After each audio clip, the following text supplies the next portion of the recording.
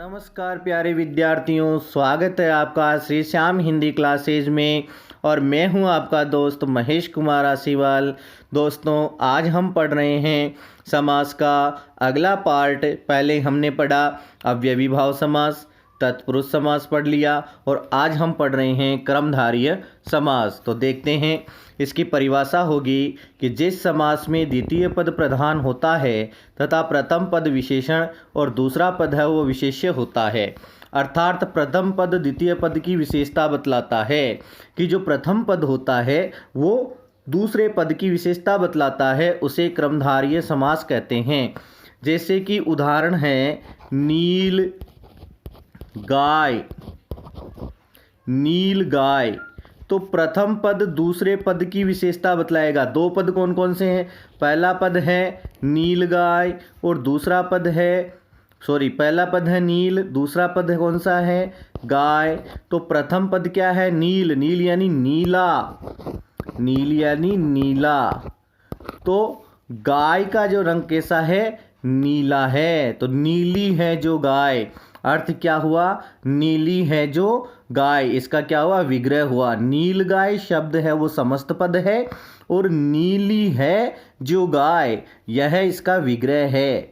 तो इसका मतलब ये हो गया कि प्रथम पद है वो दूसरे पद की विशेषता बता रहा है कि वो कैसी है? नीली है। तो इस प्रकार से प्रथम पद दूसरे पद की विशेषता बतलाता है, उसे क्रमधारय समास कहते हैं। फिर है कि इस समास को समानाधिकरण तत्पुरुष के नाम से भी जाना जाता है। इसको समानाधिकरण तत्पुरुष भी कहते हैं। क्यों? क्योंकि यह समास तत्पुरुष समास का एक भेद है, इसलिए इसको समानाधिकरण तत्पुरुष भी कहा जाता है। फिर है कि इसके जो उदाहरण हैं वो इस प्रकार हैं। मैंने नीलगाय का आपको समझाया। नीलगाय समस्त पद है, इसका विग्रह क्या होगा? नीली है जो गाय। यानी प्रथम पद दूसरे पद की विशेषता बता रहा है। प्रथम पद है नील, दूसरा पद है गाय। तो गाय कैसी है? गाय नीली है, ये विशेषता बताई जा रही है। उसी प्रकार से आगे देखते हैं महाराज। महान है जो राजा। प्रथम पद क्या है? महा और दूसरा पद क्या है? राज। यानी महान है जो राजा। तो इसमें कौन सा हुआ? कर्मधारय समास हुआ। पीतांबर, पीत है अंबर। पीत है जो अंबर। पीत यानी पीले, अंबर कहते हैं वस्त्र को, यानी वस्त्र हैं जो पीले, उसे क्या कहते हैं? पीतांबर। उसी प्रकार से आगे है नील कमल। नीला है जो कमल। अंधविश्वास, अंधा है जो विश्वास। तो प्रथम पद है अंध, दूसरा पद है विश्वास। तो प्रथम पद दूसरे पद की विशेषता बताई जा रही है कि विशेष विश्वास कैसा है? अंधा है। समझ गए? फिर है परमात्मा। परमात्मा परम है जो आत्मा। परम है जो आत्मा। पूर्णेंदु, पूर्ण है जो इंदु। पूर्णेंदु का क्या हुआ? पूर्ण है जो इंदु। पूर्णेंदु का हुआ पूर्ण है जो इंदु। फिर महात्मा, महान है जो आत्मा। फिर नील गगन, नीला है जो गगन। इस प्रकार से ये इसके उदाहरण हैं। आगे और पढ़ते हैं इसके उदाहरण। उसके उदाहरणों में और है महादेव, महान है जो देव। मंद बुद्धि, मंद है जिसकी बुद्धि। बुद्धि की विशेषता किसकी बताई जा रही है? बुद्धि कैसी है? मंद है। तो इस प्रकार से मंद है जिसकी बुद्धि। उसी प्रकार से सुपुत्र, अच्छा है जो पुत्र। सु यानी अच्छा और पुत्र की कैसी विशेषता है? कि वो अच्छा है। फिर है श्वेतांबर, श्वेत है जो अंबर। पुरुष रत्न, पुरुष है जो रत्न के समान। रक्त कमल, रक्त यानी लाल है जो कमल। चंद्रमुख, चंद्रमा के समान है जो मुख। तो मुख की विशेषता कैसी है? चंद्रमा के समान उसकी विशेषता बताई जा रही है। महर्षि, महान है जो ऋषि। सज्जन, सत है जो जन। सत यानी अच्छा है जो जन। खाद्यान्न, खाद्य है जो अन्न। अन्न की क्या विशेषता है? कि वो खाने योग्य है, उसे क्या कहते हैं? खाद्यान्न कहते हैं। तो इस प्रकार से ये था आपका कर्मधारय समास। और अब हम पढ़ रहे हैं द्विगु समास। द्विगु कर्मधारय के बाद में हम चौथा समास है ये, तो द्विगु समास। द्विगु समास की परिभाषा क्या होगी? द्विगु समास की परिभाषा है कि इस समास का भी द्वितीय पद प्रधान होता है, दूसरा पद इसका भी प्रधान होता है। प्रथम पद संख्यावाचक होता है, वह किसी समूह का बोध कराता है। इसका जो दो पद होते हैं फर्स्ट और सेकंड, इनमें से प्रधान तो कौन सा होगा? प्रधान तो होगा सेकंड, ठीक है। लेकिन जो प्रथम पद होगा वो संख्या का बोध कराएगा, 1 2 3 4 5 ऐसी संख्याओं का बोध कराएगा या किसी समूह में होने का बोध कराएगा, तो उसे क्या कहेंगे? द्विगु समास कहेंगे। तो यह समास तत्पुरुष समास के भेद क्रमधारय का उपभेद है। यानी तत्पुरुष समास का भेद है क्रमधारय और क्रमधारय का भेद है द्विगु समास। तो ये समझ में आ गया होगा। अब हम इसके उदाहरण देख करके समझेंगे। उदाहरण है इसके उदाहरण हैं वो इस प्रकार से हैं कि तिरंगा 3 रंगों का समूह है। कहने का मतलब 3 रंगों का समूह कि पहला पद क्या होगा?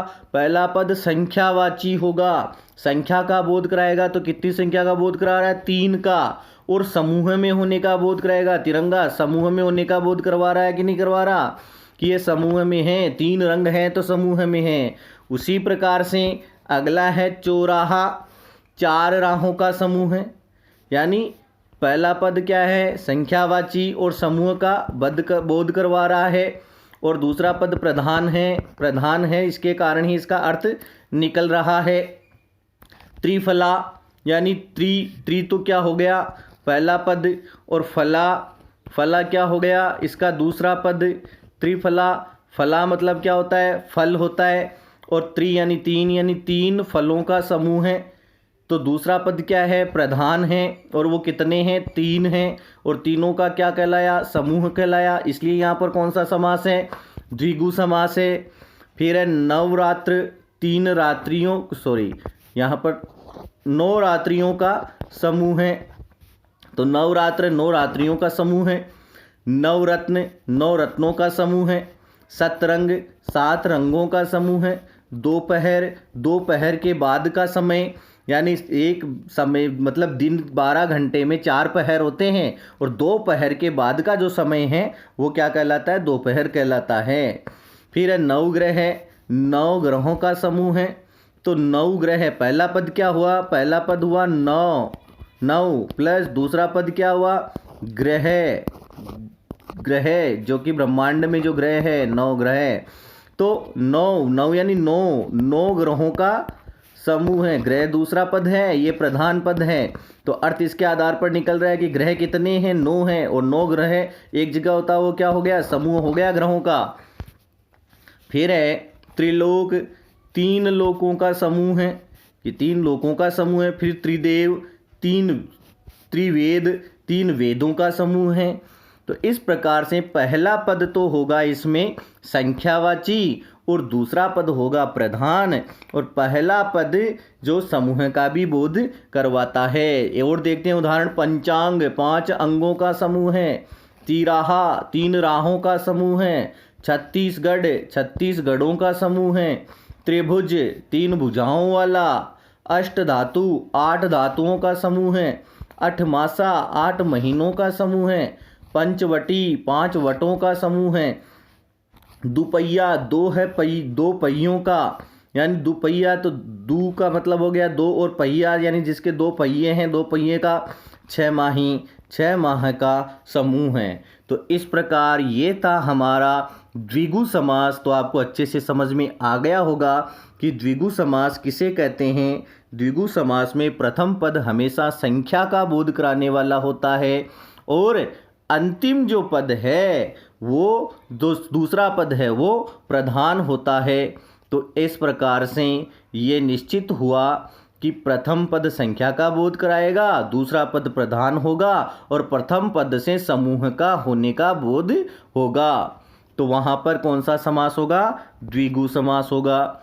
अब है हमारा द्वंद्व समास। द्वंद्व समास पढ़ रहे हैं। परिभाषा है द्वंद्व समास की, जिस समास के दोनों पद प्रधान होते हैं उसे द्वंद्व समास कहते हैं। इसमें 2 पद होंगे, पहला और दूसरा, दोनों के दोनों पद इसमें प्रधान होंगे। इस समास में दोनों पदों के मध्य प्रयुक्त होने वाले जो योजक शब्द हैं और, अथवा, या, यानी ये 3-4 शब्द होते हैं और अथवा या जो शब्दों को जोड़ने का काम करते हैं, इनका लोप हो जाएगा, यानी ये तो हट जाएंगे तथा उसके स्थान पर हाइफन यानी योजक चिन्ह, जो ये वाला चिन्ह है इसको योजन चिन्ह कहते हैं, हिंदी में योजक चिन्ह कहते हैं, इंग्लिश में हाइफन कहते हैं, तो इसका प्रयोग किया जाता है। तो आप देखते हैं उदाहरण के द्वारा कि क्या है इसके उदाहरण। उससे पहले एक नोट है वो देखें कि 1 से 9 तक की संख्याएं, 1 से लेकर के 9 तक की जितनी भी संख्याएं हैं वो, और 10, 20, 30, 40, 50, 60 जो पूर्णांक वाली संख्याएं हैं, पूर्ण अंकों वाली संख्याएं हैं, ये पूर्ण अंकों वाले शब्दों को छोड़ करके अन्य सभी इस समास के उदाहरण होंगे। यानी ये पूर्ण अंक होंगे ना जितने भी, चाहे इसको 1000 बोल दो या 100 बोल दो या 60 बोल दो या 40 बोल दो, ये जितनी भी संख्याएं हैं पूर्ण अंक जो वाली है, उनसे बनने वाले जो शब्द हैं उनका कभी भी समास में इसमें उदाहरण नहीं होगा। और 1 से लेकर के 9 तक की संख्याओं का भी समास में उदाहरण नहीं होगा। तो 1 से 9 के बाद में 10, 11 से लेकर के 19 तक, 21 से लेकर के 29 तक, 31 से लेकर के 31 से लेकर के 39 तक, इस प्रकार से प्रत्येक का समास किया जा सकता है। तो पहले तो देखते हैं दोनों पद प्रधान कैसे हैं। जैसे पहला उदाहरण दिया हुआ है कि गाय बेल, तो गाय का भी अर्थ निकलता है और बेल का भी अर्थ निकलता है, दोनों अपनी अपनी जगह प्रधान हैं। ठीक है, तो ये तो हो गया कि जिसके दोनों पद प्रधान होते हैं वो क्या होगा, द्वंद्व समास होगा। बीच में योजक चिन्ह का प्रयोग किया गया है। योजक चिन्ह यानी जो ये डैश का चिन्ह है इसको योजक चिन्ह कहते हैं, इंग्लिश में इसको हाइफन कहते हैं। ठीक है, तो जब समस्त पद होगा ये, इसका विग्रह जब किया जाएगा तो इसकी जगह क्या होगा, गाय और बेल, यानी ये भी प्रधान ये भी प्रधान, बीच में किसका प्रयोग हुआ, और का। और जब इसका समस्त पद किया जाएगा तो इस और को हटा दिया जाएगा और उस और की जगह पे हाइपन का चिन्ह लग जाएगा और ये लिखा जाएगा गाय और ये हाइपन का चिन्ह और बेल, तो वहाँ पर क्या होगा, द्वंद्व समास। राधा कृष्ण, राधा कृष्ण, राधा और कृष्ण, 31, 30 और 1, 31, 30 और 1, यानी 30 और 1, तो ये इस प्रकार से लिखे जाएंगे। 55, 55 में क्या होगा, 50 और 5, पशु पक्षी, पशु और पक्षी, तो ये जितने भी जहाँ पर योजक चिन्ह आ रहा है वहाँ पर इसके बीच में योजक चिन्ह है तो ये और का हो गया। ये जरूरी नहीं है कि प्रत्येक शब्द में ऐसा हो, शब्द को पढ़ने से पता चल जाएगा। जैसे यहाँ लिखा हुआ है 31, 31 में क्या है, 30 अलग और 1 अलग है, तो 2 शब्द है ये मिले हुए, तो इस समस्त पद का विग्रह क्या होगा, 30 और 1 31 होता है, 20 और 1 21 होता है। तो इस प्रकार से ये इसके आगे और उदाहरण देखते हैं। आगे सीताराम, सीता और राम, माता पिता, माता और पिता, दाल रोटी, दाल और रोटी, दूध रोटी, दूध और रोटी, सुख दुख, सुख और दुख, अमीर गरीब, अमीर और गरीब, हाथी घोड़ा, हाथी और घोड़ा, जन्म मरण, जन्म और मरण, लाभ हानि, हानि और लाभ, 21, 20 और 1 21 हो गया, 20 और 1 21 हो गया। तो दोनों पद प्रधान होंगे और उनके बीच में जो और या अथवा इनका जो प्रयोग किया जाता है ये तो हट जाएगा और हाइपन का प्रयोग हो जाएगा, योजक चिन्ह का प्रयोग हो जाएगा। अगर प्रश्न आए कि प्रश्न आएगा कैसे, प्रश्न अगर आता है कि सीताराम ये शब्द दिया हुआ आ गया, यह कौन से समास का है, तो देखते ही पता चल जाएगा कि इसमें हाइपन का प्रयोग किया गया है, इसका मतलब कौन सा समास है कि द्वंद्व समास है, ये तो पता चल गया। पहला प्रश्न बनता। दूसरा प्रश्न बनेगा कि इसमें दूसरा प्रश्न बनता है, ये लिखा हुआ आ गया सीता और राम, इस समास का समस्त पद कौन सा और समास का नाम लिखे। समस्त पद क्या होगा, और को हटा दो, हाइपन लगा दो, ये लिखा जाएगा और द्वंद्व समास होगा। तो इस प्रकार से ये प्रश्न आते हैं तो आप आसानी से कर सकते हो। तो आपके ये समझ में आ गया होगा। अब अगला हम समास पढ़ते हैं बहुव्रीहि समास, और ये अंतिम समास है बहुव्रीहि समास, छठा समास है बहुव्रीहि। परिभाषा क्या है, जिस समस्त पद में कोई भी पद प्रधान नहीं हो और सारा समस्त पद किसी अन्य के विशेषण के रूप में प्रयुक्त होता है, यानी इस समस्त पद में कोई भी प्रधान नहीं होता है और एक तीसरा ही अर्थ निकलता है, एक विशेषण के रूप में एक तीसरा अर्थ प्रकट करने वाला एक विशेषण निकलता है जो कि विशेषता प्रकट करता है, और उसे क्या कहते हैं, बहुव्रीहि समास कहते हैं। देखो उदाहरण, दशानन समस्त पद क्या है, दशानन। कहने का मतलब दशानन तो शब्द को पढ़ने से ही पता चल गया, दशानन तो 10 है, आनंद जिसके, कौन है, रावण। यानी पद इसमें कोई सा भी जो दो पद होते हैं, पहला और दूसरा, दोनों पद दोनों ही प्रधान नहीं है, लेकिन इसका विग्रह करने पर एक तीसरा अर्थ निकल रहा है, इसकी विशेषता प्रकट की जा रही है। दशानन किसको कहते हैं, रावण को कहते हैं। तो जहां पर ये तीसरा अर्थ निकलता है वहां पर बहुव्रीहि समास होता है। एक चीज हमेशा ध्यान रखें, बहुव्रीहि से पहले जितने भी समास पढ़े उनके भी कई कई ऐसे उदाहरण हैं जो बहुव्रीहि में समाहित होते हैं, तो कन्फ्यूजन वाली स्थिति ना रखें। जो समास दिखाई दे, यानी अगर ऑप्शनल प्रश्न है तो बहुव्रीहि ही उसका उत्तर होता है। मान लो कि प्रश्न आ गया कि दशानन शब्द में कौन सा समास है, दशानन समास में कौन सा, दशानन जो समस्त पद है उसमें कौन सा समास है, और आपके जो ऑप्शन आ गए, पहला तो आ गया मान लो तत्पुरुष आ गया, दूसरा आ गया द्विगु आ गया, तीसरा आ गया द्वंद्व आ गया, और चौथा आ गया बहुव्रीहि आ गया, तो आपका उत्तर क्या होगा, बहुव्रीहि होगा। इसको छोड़ो, ये देखते हैं पीताम्बर। पीताम्बर पीले हैं वस्त्र जिसके, पीले पीत यानी पीले, अंबर यानी वस्त्र किसके हैं, श्री कृष्ण के हैं। पीले हैं वस्त्र जिसके, श्री कृष्ण के हैं। लेकिन ये पीताम्बर शब्द क्रमधारीय में भी आया था, पीताम्बर शब्द क्रमधारीय में भी उदाहरण में आया था, और वहां पर इसका क्या विग्रह था, पीला है वस्त्र जो, या ये कह सकते हैं पीला है जो अंबर, यही आया था। तो इसका मतलब क्या हुआ, अगर ये ऑप्शन में या कंपटीशन जब एग्जाम में आता है प्रश्न कि पीताम्बर में कौन सा समास है, और उसमें आ गया, पहला आ गया द्वंद्व आ गया, दूसरा आ गया द्विगु आ गया, और तीसरा क्रमधारी, और चौथा बहुव्रीहि, तो इसका उत्तर बहुव्रीहि ही होगा अगर ऑप्शनल प्रश्न आते हैं तब तो। लेकिन 10th के एग्जाम में जो प्रश्न आता है कि पीताम्बर में कौन सा समास है, तो आपको क्रमधारीय ही लिखना है, वहां पर क्रमधारीय ही इसका सही माना जाएगा, और पीताम्बर भी लिख सकते हैं वहां पर, और ये बहुव्रीहि भी लिखा जा सकता है, दोनों ही सही माने जाएंगे। ठीक है, लेकिन कंपटीशन एग्जाम में ऐसा नहीं होता। पीताम्बर शब्द जहां आ गया, पीले हैं वस्त्र जिसके कृष्ण, तो वहां पर दोनों अगर आए हैं, क्रमधारीय भी आया है, बहुव्रीहि भी आया है, तो बहुव्रीहि ही सही माना जाएगा, ये ध्यान रखें। तो आगे है घनश्याम, घन के समान श्याम है जो, कौन है, कृष्ण है। तो कहने का मतलब इसका तीसरा अर्थ जहाँ पर निकलता है वहाँ बहुव्रीहि समास होता है। मुरलीधर, मुरली को धारण करने वाला है जो कृष्ण, कौन है, मुरली को धारण करने वाला कौन है, कृष्ण है। फिर है चतुर्भुज, 4 भुजाएं हैं जिसके, कौन, विष्णु के। चक्रपाणी, चक्र है पाणी में जिसके, किसके, विष्णु के। रमेश, रमा का ईश है जो, रमा का ईश है जो, कौन, विष्णु। रमा कौन है, लक्ष्मी को कहा जाता है, यानी उनके ईश कौन है, विष्णु है।